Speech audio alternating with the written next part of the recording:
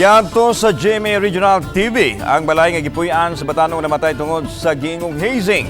Unsa istorya bahin sa batanong estudyante? Ano ang live report ni Nico Serino? Nick?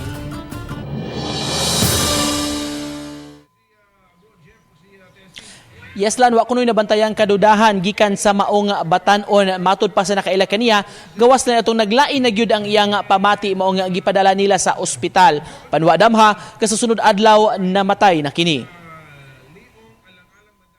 Sa sudlunong bahin sa barangay Mambaling, nagpuyo ang 20 anyos nga si Romel Baguio. Kay lumad nga taga Luzon, nag-abang lang kini sa usa ka apartment dinhi sa syudad, duol lang sa iyang eskwelahan. Asoy sa caretaker nga taguo nato sa pangan nga Ate Rose, hilumon kaayo kini. Bed spacer lang si Romel nga dunay mga kakuyog sa kwarto. Tulo ka adlaw niadtong Disyembre gikan sa petsa 9 hangtod sa 11, wala mo uli si Baguio.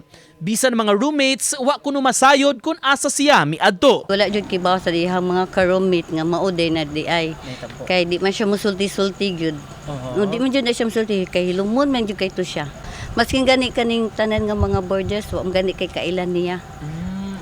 Wa jud kailaan niya. Kay di man na siya kay makigminggol-minggol gani. Human sa pipila ka adlaw, nakabantay sila nga daw duna kini gipamati. Ang caretaker na mismo ang mitambag nga magpa-check up ang batan-on dihang naobserbahan niya ang itsura niini. Nagpada siya sa ospital anang Sunday kay di naman niya kaya iyang lawas siguro ba.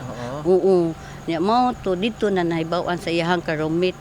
Human mamatay si Baguio, gipakuha sa iyang inahan ang mga gamit niini aron madala pagbalik sa ilang lugar.